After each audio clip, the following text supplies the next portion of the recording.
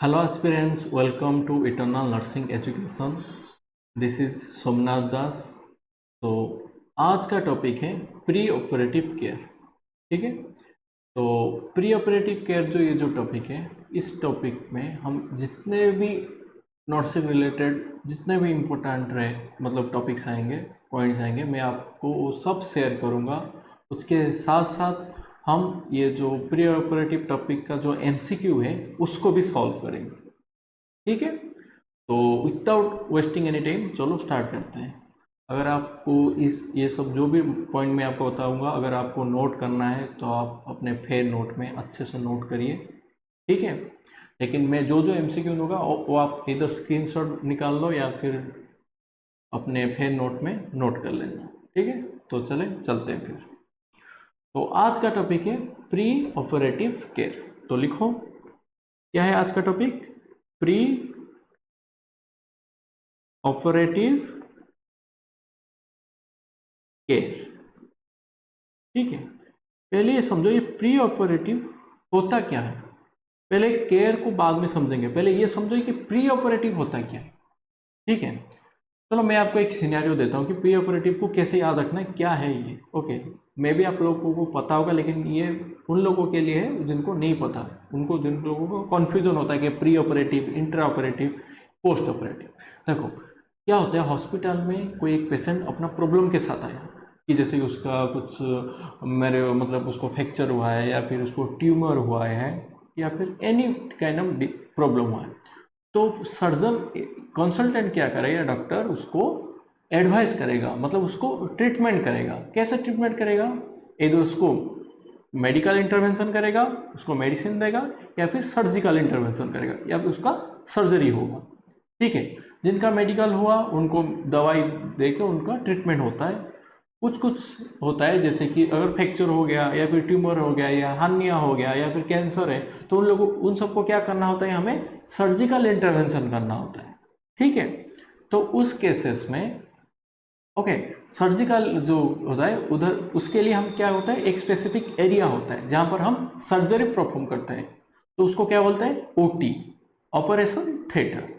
ठीक है, तो उस ऑपरेशन थिएटर में ये नहीं कि मेरे को हर्निया हुआ है कि ऐसे ही डायरेक्ट लेके मेरे को OT के अंदर लाके केस स्टार्ट कर दिए।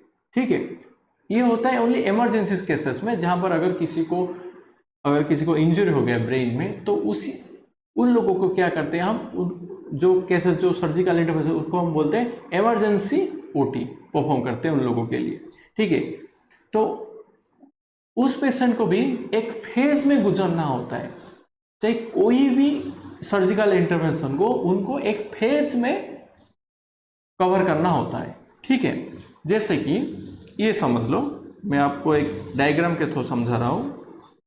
ये जो ग्रीन कलर का मैंने जो मार्क किया है, ठीक है, ये रहा OT जहां ऑपरेशन होते हैं। इधर क्या है, ये जो OT जो है ये 3 फेज में डिवाइड है। ठीक है, 3 फेज में, इसको मैं अच्छे से डायग्राम कर लेता हूं। ठीक है, ये रहा 3 फेजेस में डिवाइड किया मैंने इसको। ठीक है, फर्स्ट फेज क्या है, प्री ऑपरेटिव, प्री ऑप बोलते हैं हम शॉर्टकट में। एक होता है intra operative, okay, intra op, और दूसरा होता है पोस्ट ऑप। ठीक है, समझ में आ गया? एक होता है pre op, intra op, post op. कोई भी सर्जिकल इंटरवेंशन हो, ये 3 फेज में उसको गुजरना पड़ेगा। ठीक है, ऐसा नहीं कि हम किसी एक को स्किप कर ले, नहीं, सबको इसी प्री ऑप से इंट्रा ऑप से पोस्ट ऑप ऐसे गुजरना पड़ेगा उनको। ठीक है, तो आज बात करेंगे प्री ऑपरेटिव के बारे में। तो प्री ऑपरेटिव में क्या क्या हम करते हैं, नर्सिंग ऑफिसर का क्या रोल है, इंट्रा ऑप में नर्सिंग ऑफिसर और सर्जन का क्या रोल है, और पोस्ट ऑप में क्या रोल है। ठीक है, लेकिन आज का टॉपिक है हमारा प्री ऑप, उसके मैं एक नेक्स्ट वीडियो लाऊंगा इंट्रा ऑप और दूसरे लाऊंगा पोस्ट ऑप। ठीक है, तो ये प्री ऑप जो होता है, ये हॉस्पिटल मतलब हॉस्पिटल का जो OT होता है उसका, it's a kind of reception. We are welcoming the patient to the surgery procedure. तो उधर क्या होता है, देखो जैसे होटल में रिसेप्शन होता है, वैसे ही ओटी थिएटर में एक प्री ऑप एरिया होता है।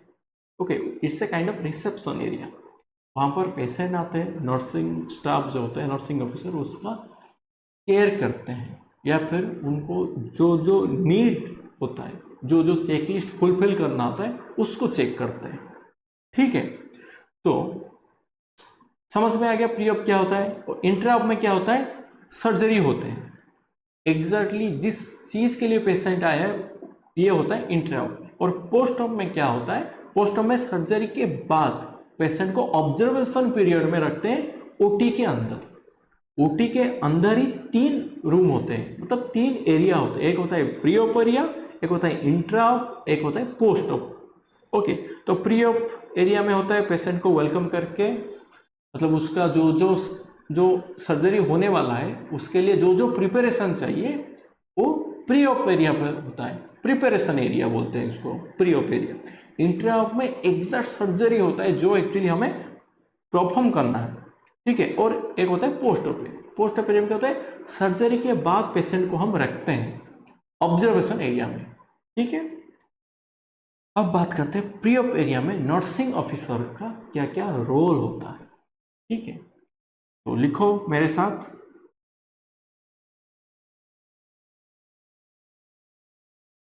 The role of nursing officer in pre op area. ठीक है, तो क्या क्या रोल है नर्सिंग ऑफिसर का, रोल क्या क्या है, एक नर्स का रोल क्या है pre op area. The first role, okay, the first role is assessment and preparation। ठीक है, असेसमेंट एंड प्रिपरेशन। सेकेंड लिखो, मैं अभी एक एक पॉइंट लिखो, मैं तुम सबको अभी अच्छे से इसको पूरा डिस्क्राइब करके समझाऊंगा क्या क्या। एक होता है pre assessment and preparation. Second point लिखो एजुकेशन। ठीक है, थर्ड पॉइंट क्या होता है, emotional support.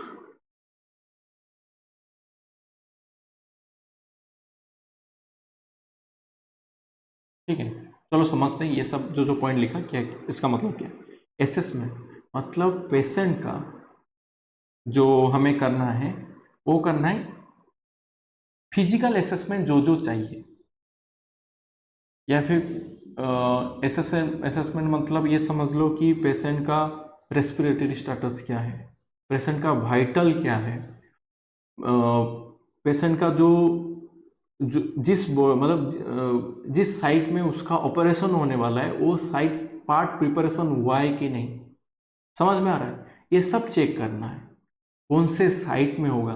Okay, site marking तो करना है। अगर पेशेंट का लेफ्ट साइड सर्जरी होने वाला था, आप राइट साइड के लिए कंफर्म कर लिए, समझ रहे हो। पेशेंट का राइट साइड आई में ऑपरेशन होने वाला था, आप लेफ्ट साइड कंफर्म कर लिए। यही सब हमें पार्ट प्रिपरेशन करना है नर्सिंग ऑफिसर को। सेकंड क्या, एजुकेशन। समझ लो पेशेंट का जो सर्जरी होने वाला है, पेशेंट को उसके बारे में कुछ आइडिया ही नहीं, समझ रहे हो। पेशेंट का जो सर्जरी होगा, पेशेंट को उसके बारे में कुछ आइडिया ही नहीं है, उसका एजुकेशन नहीं, मतलब ये नहीं है कि क्या होगा इस केस में, उसके बाद उसको क्या क्या करना है।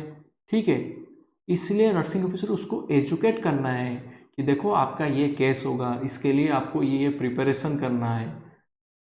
केस के बाद, ओटी के बाद उसको क्या क्या, मतलब किन किन चीज़ों के बारे में उसको अलर्ट रहना है।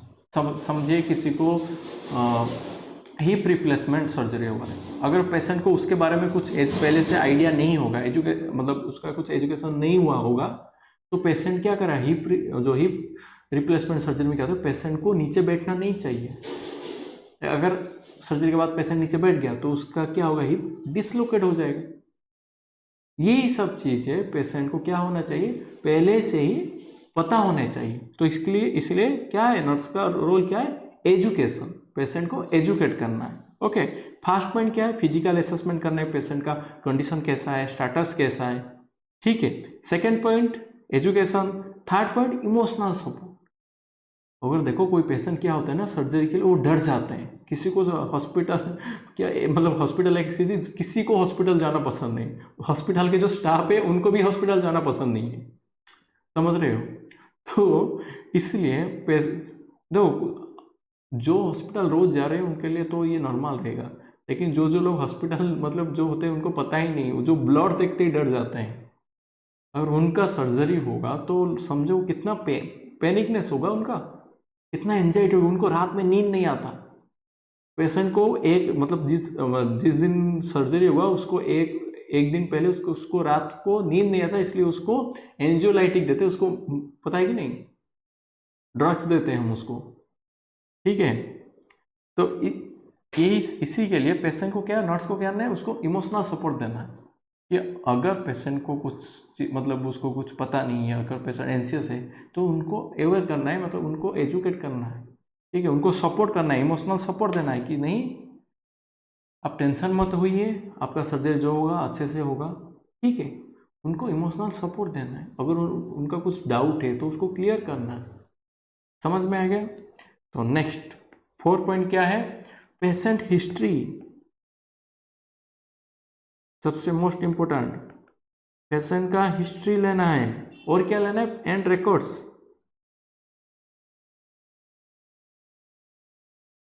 देखो एक पेशेंट का कुछ सर्जरी हुआ था, अभी सर्जरी होने वाला है, तो लास्ट टाइम जब उसका एक सर्जरी हुआ था ना उसमें कुछ डिफिकल्ट हुआ था, और या फिर पेशेंट का कुछ एलर्जिक है, किससे एलर्जी, कोई एंटीबायोटिक पेनिसिलिन से एलर्जिक है, या फिर लैटेक्स से एलर्जी है, तो वो सब चीज़ें हमें पहले से मतलब पता होनी चाहिए, तब जाके हम उस सब चीज़ों को क्या करेंगे, पेशेंट से दूर रखेंगे। अगर पेशेंट को किस कोई पर्टिकुलर मेडिसिन से अगर कुछ एलर्जिक है तो हमें वो जानना है, ठीक है। तो सो दैट हम उसको क्या करेंगे, उससे दूर रखेंगे, नहीं तो पेशेंट क्या होगा, रेस्पिरेटरी डिजीज उसको एलर्जिक होगा।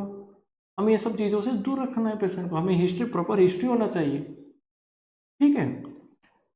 5 पॉइंट क्या है, फास्टिंग। तो फास्टिंग NPO, इसको क्या बोलते हैं, फास्टिंग।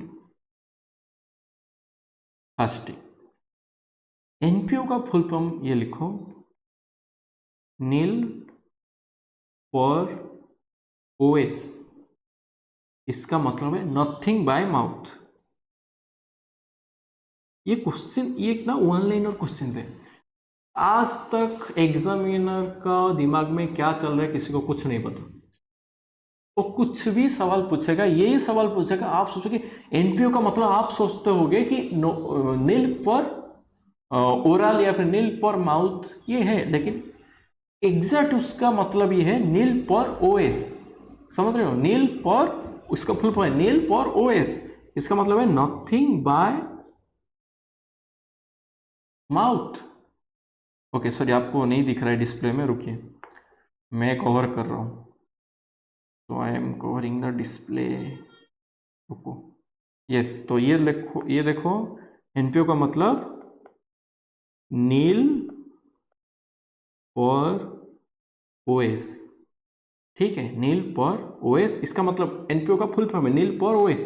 वन लाइनर क्वेश्चन पूछ सकता है इससे, तो मतलब मुझे भी नहीं पता कि आपको भी नहीं पता कि एग्जामिनर को भी नहीं पता, कुछ भी आ सकता है भाई, इसको याद रखो, it's a common sense, okay, ये गोली की तरह। ओके, नील पर ओएस या फिर नथिंग बाय माउथ। ओके, अब समझो कि एनपीओ क्या होता है, उसका टाइमिंग क्या है, कितने टाइम को हम बोलेंगे कि हाँ पेशेंट को एनपीओ रखना है, ठीक है। एनपीओ मतलब कल मेरा सर्जरी होने वाला है, समझ लो, आज है 3 तारीख, आज है 3 तारीख, कल है 4 तारीख, 4 तारीख को मेरा सर्जरी होने वाला है, तो 3 तारीख का जो रात के 12 बजे मिडनाइट क्या होगा, उसके बाद 12 बजे के बाद मेरे को कुछ नहीं खाना है, ना लिक्विड, ना सॉलिड, ना सेमी सॉलिड, कुछ नहीं, नथिंग, नील पर माउथ, कुछ भी नहीं जाएगा, ओनली आईवी कैनुला अगर कुछ चलेगा तो चलेगा, नहीं तो मैं कुछ नहीं खाऊंगा, उसको बोलते फास्टिंग, नील पर माउथ। ओके, समझ में आ गया। एनपीओ जो रखते हैं पेशेंट को कितना, 8 आवर्स, ओके, 8 to 12 आवर तक का गैप होना चाहिए, पेशेंट को कुछ नहीं खाना, ठीक है, 8 to 12 आवर तक का फास्टिंग। तो कितना रखा है, 8 to 12 आवर तक, ठीक है। तेरा 5.6 पॉइंट लिखो। 6 पॉइंट रोल क्या है, प्री ऑपरेटिव मेडिकेशन।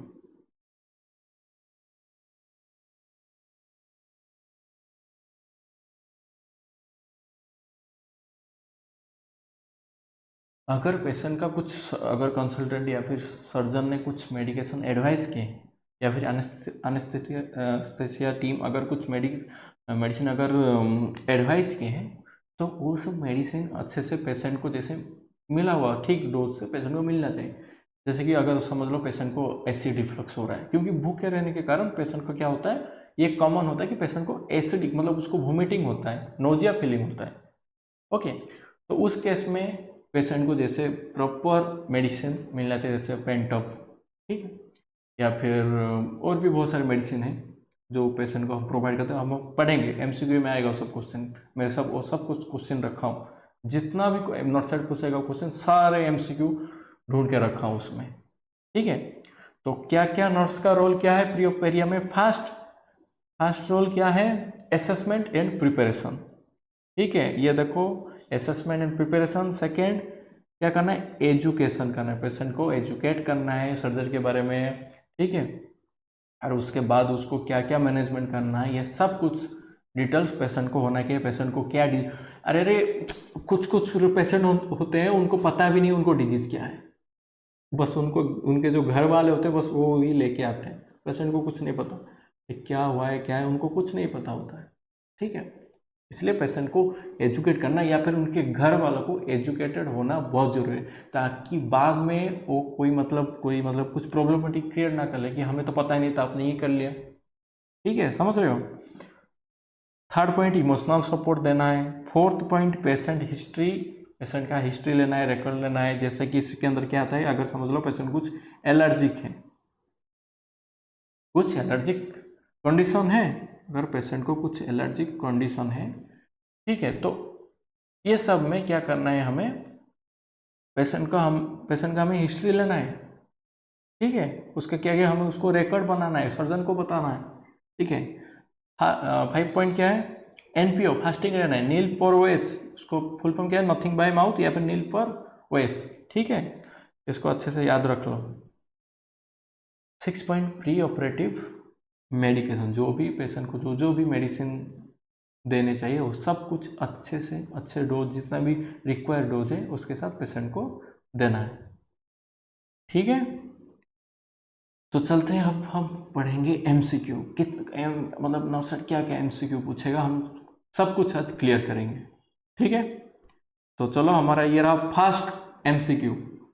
तो क्या है first MCQ, a nurse is preparing a client for surgery, Which of the following pre-operative task is priority? एक नर्स क्या कर रहा है, प्रिपेयर कर रहा है एक पेशेंट को सर्जरी के लिए। Which of the pre-operative task is priority? Priority क्या है, सबसे प्रायोरिटी क्या है। फर्स्ट ऑप्शन दिया है कि obtaining clients height and weight, patient का क्या करना है, हाइट और वेट मेजर करना है, ये इसका प्रायोरिटी एक्शन है। या फिर ensuring the client has signed the informed consent, कि पेशेंट ने क्या इन्फॉर्म्ड कंसेंट जो है कि सर्जरी के लिए जो कंसेंट है उसको सिग्नेचर किया है कि नहीं, उसको चेक करना है। या फिर teaching the client about deep breathing exercise, उसको टीच करना है कि कैसे डीप ब्रीदिंग एक्सरसाइज करना है। या फिर option D, documenting the clients allergies. ये सबसे इंटरेस्टिंग क्वेश्चन है, देखो ये सब कुछ नर्सिंग का क्या है, नर्सेस का ही रोल है, नर्सेस का ही काम है ये सब, लेकिन ये जो सिनेरियो दिया है कि जो क्लाइंट जो है सर्जरी के लिए फास्ट प्रायोरिटी क्या है, फास्ट थिंग हमें क्या करना है, यही तो इम्पोर्टेंट है। अरे बहुत सारे काम है, लेकिन हमें फास्ट कौन सी चीज को फोकस करना है, ठीक है। फास्ट क्या करना है, हाइट वेट लेना है क्या पेशेंट का, नहीं। इंश्योरिंग के पेशेंट इन्फॉर्म जो जो सर्जरी जो होगा उसका कॉन्सेंट पे सिग्नेचर किया है नहीं। अरे ये सबसे इंपॉर्टेंट है कि क्या करना है, पेशेंट को, पेशेंट का जो कॉन्सेंट है वो लिया गया है कि नहीं, या फिर उसके साथ कोई जबरदस्ती तो नहीं हो रहा है, या फिर पेशेंट को पता भी तो है कि उसका सर्जरी हो रहा है करके। That's the first thing. अगर कोई एक देखो, कोई एक प्री ऑपरेटिव एरिया में आया है, द फर्स्ट थिंग यू पूछिए कि हाँ इसका कॉन्सेंट है कि नहीं, ये पेशेंट कौन है और इसका कॉन्सेंट है कि नहीं, ये इसको सर्जरी के लिए मालूम है कि नहीं, पहले कॉन्सेंट देखो, उसके बाद तो इसका हाइट वेट तुम जो भी करना है करना, या फिर टीचर क्या डीप ब्रीदिंग एक्सरसाइज, ये तो पोस्ट में दे सकते हैं हम उसको, या फिर उससे ये तो बाद में भी दे सकते हैं, वार्ड में जाके देंगे उसको, ओटी में उसको डीप ब्रीदिंग एक्सरसाइज देके उसको क्या फायदा मिलेगा बताओ। या फिर इसका क्या करना है, डॉक्यूमेंटिंग, ये इंपॉर्टेंट है, इसके बाद तो हो सकता है एलर्जिक रिएक्शन है कि नहीं। पहले ये तो जान लो कि पेशेंट की मर्जी से वो सर्जरी हो रहा है कि नहीं, या फिर उसको जबरदस्ती तो लेके नहीं आएंगे, ले आए किडनी निकालने के लिए हाँ ठीक है। The right answer is, the right answer तो नहीं, द प्रायोरिटी। ओके, ये क्वेश्चन, ये तो सब राइट है, सारे क्वेश्चन ठीक है, मतलब ऑप्शन ठीक है। ये पूछ रहे प्रायोरिटी क्या है, first thing we have the notes have to do is ensuring the client has sign the inform consent, ठीक है। ऑप्शन बी इज राइट अभी के लिए, समझ में आ गया। Next question, which of the following laboratory value should the nurse report before the client undergoes surgery? Surgery से जाने से पहले नर्स को इनमें से क्या जो जो ये जो लेबोरेटरी वैल्यू दिया गया है, किस वैल्यू के ऊपर नर्स को सबसे ज़्यादा फोकस करके क्या करना है, रिपोर्ट करना है, ठीक है। ऑप्शन ए हीमोग्लोबिन हो गए 14 ग्राम पर डीएल, या फिर option B potassium 3.0 milli equivalent per litre, option C blood glucose 10 mg per dL, dL का फुल फॉर्म क्या है कमेंट सेक्शन में बताना, okay. Option D white blood cell count क्या है 7000 पर एम स्क्वायर, बताओ बताओ आंसर क्या होगा। ये जो हीमोग्लोबिन दिया है, ये तो हीमोग्लोबिन नॉर्मल है 14 ग्राम पर डीएल, हाँ ये तो नॉर्मल है ना, नॉर्मल है ये, तो ये तो नहीं होगा फिर, पेशेंट तो नॉर्मल हीमोग्लोबिन है। Blood glucose 100 mg per dL है, ऑप्शन डी। पोटेशियम लिखा है 3 milli equivalent per litre, patient का नॉर्मल कौन से, सॉरी पोटेशियम का नॉर्मल वैल्यू क्या होता है 3.5 milli equivalent per litre to 5 milli equivalent per litre, तो ऑप्शन बी करेक्ट होगा, क्योंकि ग्लूकोज लेवल तो नॉर्मल है 100 mg पर डीएल है, ये तो ये तो नहीं होगा फिर। पेशेंट नर्सिंग को क्या करना है, नर्स को क्या करना है, इन्फॉर्म करना है, जो इनमें से जो वैल्यू अबनॉर्मल होगा उसी वैल्यू को जाके वो इन्फॉर्म करेगा ना। तो ये देखो, ये जो WBC का नॉर्मल वैल्यू क्या है, WBC का नॉर्मल वैल्यू है 4500 mm³ टू 11,000,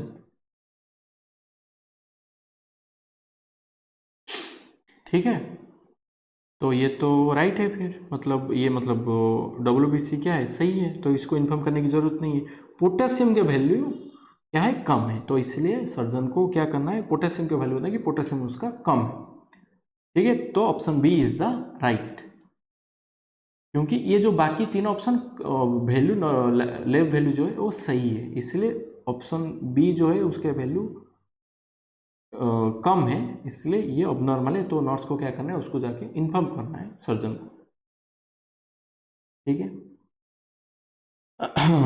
तो अब next question, a client scheduled for surgery, okay, states, I don't really understand what the doctor is going to do, what the nurse best response. ये patient बोल रहा है कि nurse को कि मेरे को कुछ आइडिया नहीं क्या हो रहा है मेरे साथ, ये सब क्या कर रहे हो आप लोग, मेरे को कुछ आइडिया नहीं। तो नर्स क्या बोलेगा उस टाइम? तो नर्स बोलेगा you will be fine, the doctor is very experienced. पूरा एकदम मक्खन, ये प्राइवेट हॉस्पिटल में ऐसे ही बोलेगा नर्स। ठीक है, चलो ऐसा कुछ नहीं। तो समझ लो बात को, क्योंकि उधर तो शायद सर्जन कुछ भी कर ले वो तो सही करेगा ना। ओके, तो कुछ नहीं, come to the point. The क्या नर्स को ये बोलना चाहिए कि you will be fine, the doctor is very experience, कि डॉक्टर पूरा एकदम एक्सपीरियंस है, आप घबराओ ही मत, मेरे भरोसे रुको, पेशेंट पूरा मतलब क्या है, डॉक्टर एकदम 100% पूरा एक्सपीरियंस बंदा है, ठीक है, ऐसा बोलेगा? नहीं, ये गलत है, ऐसे नहीं बोलना है नर्स को। कुछ नहीं बोलेगी, चाहे सर्जन कितना भी एक्सपीरियंस हो, कुछ भी हो, उससे नर्स को कुछ फर्क नहीं पड़ता। नर्स को बोलना है, क्या बोलना है अभी हम देखेंगे। पहले नर्स को ये नहीं बोलना कि सर्जन पूरा एक्सपीरियंस है, आप टेंशन मत लो, ठीक है। ऑप्शन बी क्या बोले, let me explain it to you again. Nurse बोलेगी चलो मैं बता देता हूँ, मुझे सब कुछ पता है। नर्स बोला कि मेरे को सब कुछ पता है, मैं ही तुम्हें इन्फॉर्म कर देता हूँ कि तुम्हें करना क्या है। नहीं, इतना ज्ञानी बनने की जरूरत नहीं, जिसका काम उसको उसी को साझे, ठीक है। तो option C, I will call the surgeon to explain the procedure again. मैं सर्जन को कॉल करके बुला देता हूँ, वही आपको समझाएगा। या फिर option D, don't worry the surgery safe. अरे डरो मत भाई, छोटा सा ही तो सर्जरी है, काट के सिला के कब पता लगे तुमको पता ही नहीं चलेगा, कब किडनी निकाल देंगे आपका। नहीं, तो ऑप्शन जो होगा, ये जो सर्जरी जो करेगा, सर्जरी कौन करेगा? सर्जरी करेगा सर्जन, कंसल्टेंट, डॉक्टर, ठीक है। जो सर्जरी करेगा उसी को ही एक्सप्लेन करना है पेशेंट को। तो ये नर्स जाके सर्जरी नहीं करता, नर्स असिस्ट करता है, डॉक्टर जाके सर्जरी करेगा। तो डॉक्टर ही जाके उसको एक्सप्लेन करे, ये उन्हीं का काम है जो काउंसलिंग करना। काउंसलिंग इज द क्या है, it's the responsibility of surgeon, कि वही करेगा ना सर्जरी। तो आप सर्जन ही जाके समझा कि देखो मैं ये केस करूंगा, उसे कोई टेंशन नहीं। नर्स का काम है, ठीक है, पेशेंट को कॉन्सेंट फॉर्म हुआ है नहीं वो चेक करना, या फिर पेशेंट का जो इमोशनल सपोर्ट देना है, ठीक है, वो बाकी सब काम। काउंसलिंग नहीं देना है, पेशेंट का, डॉक्टर को असिस्ट करना, पेशेंट का केयर करना, ठीक है, उसको एजुकेट करना है। जो चीज़ें मतलब क्या होता है कि उनके क्राइटेरिया में आता है, ओके, नर्सिंग क्राइटेरिया, उसी चीज़ों को उसको नर्स को क्या करना है, एजुकेट करना है। ये सर्जरी सब एक्सप्लेन करना है कैसे हो क्या नहीं, ये सब सर्जन का काम है। जो सर्जरी परफॉर्म करेगा वो उसी को एक्सप्लेन करेगा, ठीक है, समझ में आ गया। तो option is C is the correct answer, कि I will call the surgeon to explain the procedure again. Nurse बोलेगा कि एक रुक जाओ भाई, मैं जाके बुलाता हूँ सर्जन को, वही अब तुमको समझाएगा, ठीक है। ये करेक्ट आंसर है, option D is wrong. Don't worry the surgery से इतना भी कॉन्फिडेंस नर्स को नहीं होना है, ठीक है। नेक्स्ट क्वेश्चन चलो। A nurse is reinforcing teaching about NPO status before the surgery. Which statement by the client indicates understanding, कि पेशेंट को अंडरस्टैंडिंग है एनपीओ के बारे में, ठीक है। ऑप्शन है, I can drink clear liquid up to 1 hour before surgery. Option B, I should eat or drink anything after midnight. Sorry, I should not eat or drink anything after midnight. Option C, I can have coffee with milk in the morning. Option D, I should avoid any solid food but can have water. देखो, NPO का मतलब है, ये option छोड़ो, मेरी बातों को ध्यान से सुनो। NPO, NPO means fasting up to 8 to 12 hour, कुछ नहीं, nil per mouth, nothing by mouth, okay, nil per voice. तो ये ऑप्शन तुम ही आंसर, मैंने सब कुछ बता दिया कि पेशेंट कुछ खाना ही नहीं, ना सॉलिड ना लिक्विड, कुछ नहीं खाना, अप टू 8 to 12 आवर्स। समझ में आ गया? तो देखो ये क्या हो रहा है, कौन सा सबसे बेस्ट करेक्ट आंसर, ये बोल रहा है ऑप्शन है आई कैन ड्रिंक क्लियर, ये तो होगा ही नहीं, कुछ खा क्लियर वाटर का कुछ नहीं पीना है पेशेंट को। Option B, I should not eat or drink anything after midnight, yes ये करेक्ट आंसर। मिडनाइट के बाद पेशेंट को कुछ नहीं खाना है अगर उसका नेक्स्ट डे सर्जरी होने वाला है तो। समझ में आ गया? अगर नेक्स्ट डे मेरा सर्जरी है तो आज का जो मिडनाइट से मैं कुछ नहीं खाऊंगा। आई can have coffee without milk in, नहीं ये भी नहीं है, कॉफ़ी कॉफ़ी कुछ पानी कुछ तो नहीं खाना है।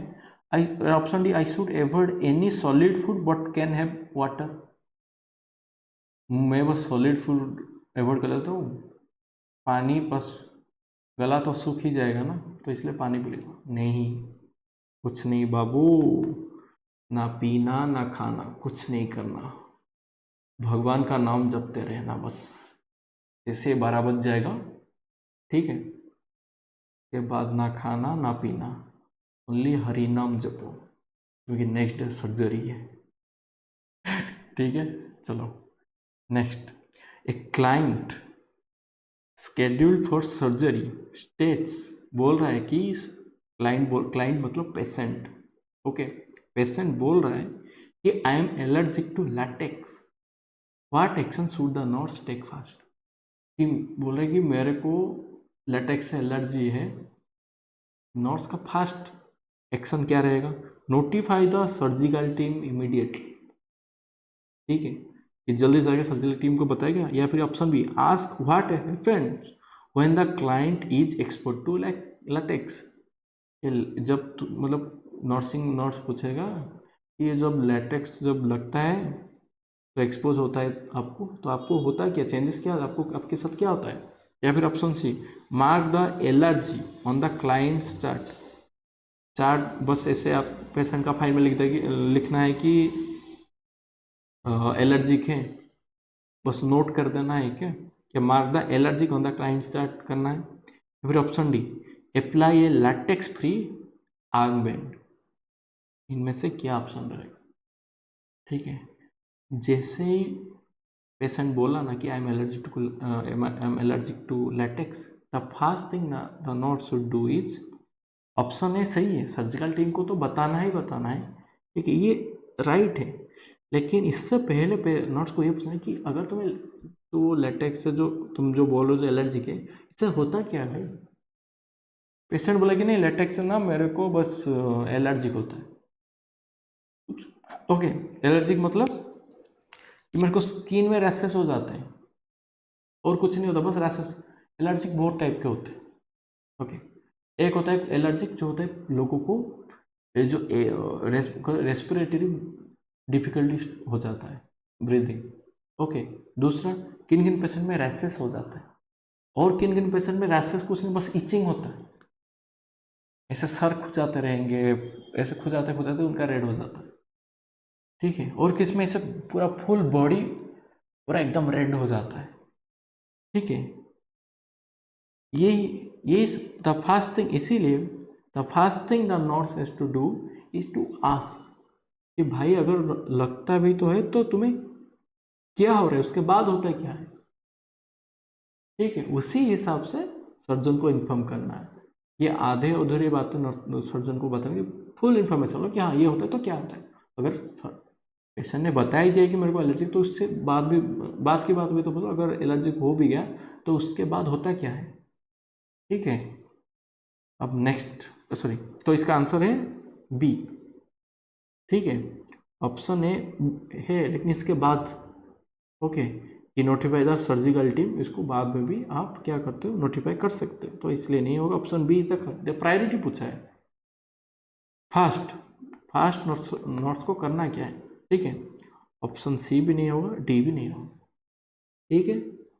Next question, before administrating preoperative sedative what is the nurse priority assessment. Nurse का प्रायोरिटी असेसमेंट क्या रहेगा? बिफोर प्रीऑपरेटिव में जो सेडेशन देते हैं पेशेंट को, उससे नर्स का फर्स्ट प्रायोरिटी एक्शन क्या रहेगा? Okay, before administrating preoperative sedative, before sedative देने से पहले नर्स का फर्स्ट एक्शन क्या रहेगा? पेन लेवल चेक करेंगे, ब्लड प्रेशर चेक करेंगे, रेस्पिरेटरी स्टेटस या लेवल ऑफ कॉन्शियसनेस। सोचो और आंसर बताओ कमेंट सेक्शन में। देखो, बिफोर एडमिनिस्ट्रेटिंग जो सीडेटिव जो देते हैं, क्या होता है? सीडेटिव देने से पेशेंट का जो क्या क्या होता है, पेशेंट का रेस्पिरेटरी जो होता है वो कम हो जाता है, वो या फिर अरेस्ट में जाने का चांसेस है। अगर किसी पेशेंट का रेस्पिरेटरी अगर स्टेटस खराब है तो उसमें हम सीडेटिव प्री ऑपरेटिव एरिया से नहीं देते हैं, ठीक है। तो the first thing you have to check is respiratory status, उसका रेस्पिरेटरी स्टेटस सही है कि नहीं, या फिर उसको कुछ एक्सटर्नल सपोर्ट की ज़रूरत है। हम उसको इधर सीडेटिव दे दिए, पेशेंट का रेस्पिरेटरी मतलब स्टेटस सही नहीं है, ठीक है। तो the first thing we have to check is respiratory, उसका सांस अच्छे से चल रही है। पेन की क्या जरूरत, ब्लड प्रेशर आपने क्या सीडेटिव से कुछ लेना देना है नहीं, समझ गए? ब्लड प्रेशर का कोई ज़रूरत नहीं, लेवल ऑफ कॉन्शियसनेस नहीं, ये भी इसका कोई रोल ही नहीं इससे। तब अगर सीडेटिव दे रहे, the first thing you have to check is the respiratory status, ठीक है। तो let's go to the next question. तो इसका आंसर क्या है? Respiratory status. समझ में आ गया?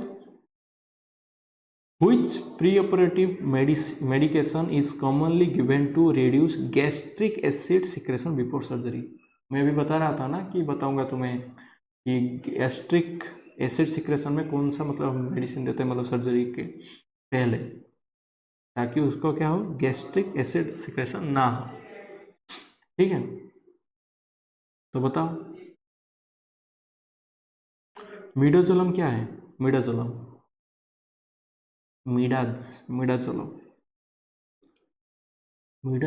इट्स ए सीडेटिव, ठीक है। तो इसको नहीं देंगे हम। एट्रोपिन थोड़ी इसमें देंगे, नहीं, एट्रोपिन भी नहीं। ओंडेम ये तो देते, ओंडेम तो देते हम किस में, ओंडानसेट्रोन, वोमिटिंग, ये राइट से सीडेटिव।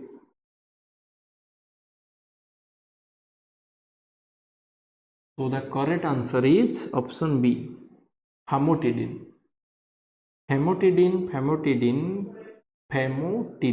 ओके, तो famotidine देते हैं हम to reduce the gastric acid secretion before surgery, ठीक है। ऑप्शन इज बी, famotidine देते हैं, okay. The next question, the nurse is reviewing a pre operative checklist, which item is essential before sending a client to the surgery? तो question ये कहता है, nurse is reviewing a pre operative checklist, check कर रहा है, review कर रहा है, which item is essential before sending a client to a surgery? समझ गए कि नर्स को इसेंशियल, तो फर्स्ट इसेंशियल जो है to sending client to a surgery, okay, कौन सा आइटम जो है एसेंशियल है? तो ऑप्शन है लिखा है, ensure the client has removed nail polish, कि पेशेंट के हाथ में कोई, नाखून में कोई नेल पॉलिश नहीं है। Option B, verify that consent is signed and witnessed. Option C, have the client empty the blood, client का ब्लडर एम्प्टी है। इनमें से प्री ऑपरेटिव चेकलिस्ट में एसेंशियल बिफोर सर्जरी से जाने से पहले पेशेंट को, ये नर्स को ये सब चेक करना है, या फिर ऑप्शन डी, ओके, चेक करना है। तो ऑप्शन डी में लिखा हुआ है ऑल ऑफ द अबव। बताओ आंसर क्या होगा? तो the answer is all of the above. Nurse को ये सब कुछ चेक करना है, द फर्स्ट थिंग एंश्योर करना था client has remove the nail polish. Okay, nail polish remove है। नेल पॉलिश क्यों रिमूव होना मतलब होना चाहिए? क्योंकि नेल पॉलिश जो होता है, देखो इधर मैं अगर नेल पॉलिश लगाऊंगा तो इससे क्या होगा, ऑक्सीजन मतलब जो ऑक्सीजन जो प्रोब होता है ना, उसको हाथ में लगता है ना, तो उस वो मेजर कैसे करता है, ये जो नेल जो है ना, ओके, इधर से क्या होता है, मेरा ऑक्सीजन क्या होगा, पेशेंट का क्या होगा, ऑक्सीजन मेजर होता है हाथ से। अगर पेशेंट ने, अगर समझ लो किसी ने नेल पेंट लगाया, तो फिर उसका कैसे मतलब मेजर कैसे होगा फिर? हाँ, ऑक्सीजन स्टेटस SpO2 में कैसे मेजर होगा? रीडिंग गलत आएगा ना फिर। इसीलिए नेल पॉलिश नहीं होना चाहिए कोई भी फीमेल पेशेंट। ठीक है, सो द ऑप्शन बी क्या बोल रहा है, the verify the consent is signed and consent तो होना ही चाहिए भाई, ये तो फर्स्ट प्रायोरिटी है कि पेशेंट को पता होना चाहिए कि हाँ उसका सर्जरी हो रहा है करके, समझ गए? और ये कंसेंट साइन होना चाहिए। अगर कंसेंट साइन नहीं हुआ है तो सर्जन से बात करो। पेशेंट जब तक कंसेंट साइन हो तब तक पेशेंट का सर्जरी नहीं हो सकता। ठीक है, ऑप्शन सी बोल रहा है have the client empty the bladder, कि क्लाइंट का ब्लैडर जो एम्प्टी होना चाहिए for the better surgical intervention के लिए। ठीक है, तो ये सब सही आंसर है, तो इसलिए ये क्या होगा, ऑल ऑफ द अबव, ये सब कुछ सही है, ये सब कुछ चेक करना है नर्सिंग ऑफिसर। ठीक है, so the correct answer is D. ठीक है, this is the correct answer. Next question करो, चलो। What is the nurse role in informed consent process? Nurse का रोल क्या है? इन्फॉर्म्ड कंसेंट का जो प्रोसेस है उसमें नर्सेज का रोल क्या है? ऑप्शन ए बोल रहा है एक्सप्लेन। ओके, क्या बोल रहे हैं? Explain the risk and benefits of surgery. Okay, कि पेशेंट का जो रिस्क जो होगा इस सर्जरी से, वो सब रिस्क और बेनिफिट बताएगा, क्या नर्स बताएगा? या फिर option B obtain the client's signature as a witness, या फिर decide if the client is competent to sign. Decide करो if the client is competent, okay, to sign. या फिर D cancel the surgery if the consent is missing. चलो start करते हैं। ये जो ऑप्शन ए बोल रहा है कि explain the risk and benefit, नहीं, मैं अभी बताया था कि नर्स को ज्ञान देने की जरूरत नहीं है पेशेंट को ये सब सर्जरी हो रहा है, नहीं, नर्स को करना है। देखो आज ए नर्स, मैं पेशेंट का जो केयर दूंगा ना, नर्स को मतलब पेशेंट को जो केयर दूंगा उसी चीज मतलब वो सब चीज़ों के बारे में मैं पेशेंट को एजुकेट कर सकता हूँ। ये जो सर्जरी ये है सर्जन करेगा, तो वो सर्जन का काम है उसको एक्सप्लेन करना करेगा कि सर्जरी कैसे करेगा, कि उसका बेनिफिट क्या है, रोल क्या है। लेकिन नर्स सिर्फ इतना ही करेगा जो, देखो नर्स का काम क्या क्या है, नर्स का इंटरवेंशन, नर्सिंग इंटरवेंशन क्या है हमें पता है। तो जितना केयर नर्स दे रहे हैं ना, उसी के बारे में नर्स को इन्फॉर्म करना। उसके बाद जो उसके नर्सिंग के मतलब बाउंड्री में नहीं आता, ये सब सर्जन का। हम किसी, देखो ये डॉक्टर सर्जन का जो काम है ना, हम उसमें इंटरफेयर नहीं कर सकते। Okay, it's a breach of in, मतलब क्या होता है, इनके उनके जो काम में हम टांग अड़ा रहे हैं। ये उनका काम है कि वो सर्जरी करेंगे ना, जो सर्जरी वही उसका बेनिफिट क्या है, उसका रिस्क फैक्टर क्या है, वो सब क्या कौन करेगा? काउंसलिंग, सर्जरी का जो काउंसलिंग हो सर्जन ही करेगा। समझ में आ गया? तो ऑप्शन ए नहीं होगा। ऑप्शन बी बोल रहा है obtain the client signature as a witness. हाँ, nurse is a witness, nurse witness बन सकता है। पेशेंट अगर सिग्नेचर कर रहा है तो नर्स इज ए विटनेस। समझ में आ गया? So option B is a correct. Option C बोले decide if the client is competent to sign, नहीं, नर्स को डिसाइड नहीं करना, ये ऑप्शन गलत है। या फिर option D cancel the surgery if the consent is missing. अगर कंसेंट मिसिंग है ना, तो the first thing you have to do is inform the surgeon, then surgeon will again resign the consent. Okay, समझ में आ गया? तो ये नहीं कि तुम कैंसिल कर दो, you are not the authority, nurse is not a authority to cancel the surgery. Okay, तो ऑप्शन डी भी नहीं है। तो इसका आंसर क्या है? Option B. नर्स का काम है बस उस क्लाइंट का सिग्नेचर लेना है और एक विटनेस बनना है कि हाँ आपने सिग्नेचर किया है। समझ में आ गया? Next question, a client undergoing abdominal surgery ask why an enema is needed pre-operatively, the nurse best response। कि क्लाइंट बोल रहा है कि the client is going abdominal surgery होने वाला है, तो क्या उसको एनीमिया दिया जा रहा है pre operatively. So the nurse best response क्या रहेगा कि इट हेल्प्स प्रिवेंट इन्फेक्शन, कि एनीमा इन्फेक्शन प्रिवेंट करता है, या फिर it reduce the risk of nausea and vomiting, ये एनीमा नोजिया और वोमिटिंग को रिड्यूस करता है क्या, या फिर option C it keeps the bowel empty for better surgical access, या फिर option D it improves digestion after surgery, या डाइजेशन करता है अच्छे से after the surgery. So enema देते हैं, एनीमा क्या है?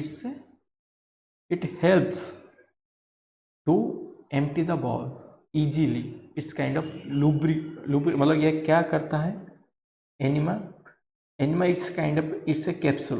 ओके, ये ऐसे दिखता होगा एनीमा, देखो इसको, ये जैसे हो ना छोटा सा एक एनीमा होता है, एक होता है, या फिर एक एनीमा होता है लिक्विड एनीमा, एक होता है एनीमा जो देते हैं हम कैप्सूल टाइप होता है, या फिर एक होता है लिक्विड एनीमा देते हैं दो टाइप के होते हैं जो लिक्विड एनीमा जब हम जो पुश करते हैं तो क्या करता है? इट्स काइंड ऑफ लुब्रिकेशन, या क्या करता है जो जो हमारा जो बाउल का जो ये जो है उसको क्या है, उसको रिलैक्स करता है। तो क्या होता है जो भी हमारे जो बाउल जो है उसको एम्प्टी होने में इजी होता है, स्टूल जो होता है वो अच्छे से इजीली पास हो जाता है, इसलिए हम एनीमा देते हैं।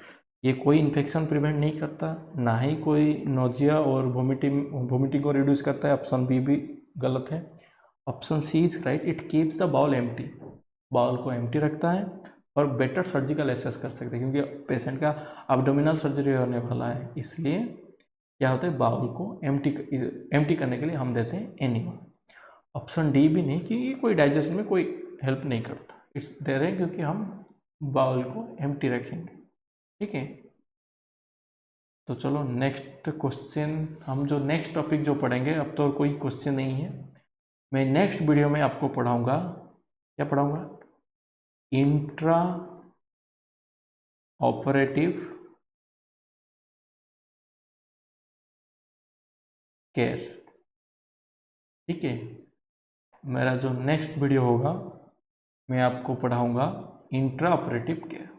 देखो ये प्री ऑपरेटिव केयर के बारे में जितने भी मतलब इम्पोर्टेंट क्वेश्चन है, मैंने ये सब कुछ आज कवर कर लिया, और इसके साथ साथ मैंने आपको थ्योरी भी समझाया कि नर्सेस का रोल क्या है, नर्सेस को क्या करना है, जो भी छोटे मोटे जो मेडिसिन जो होते हैं हम उसके बारे में हमने जान लिया इस वीडियो में।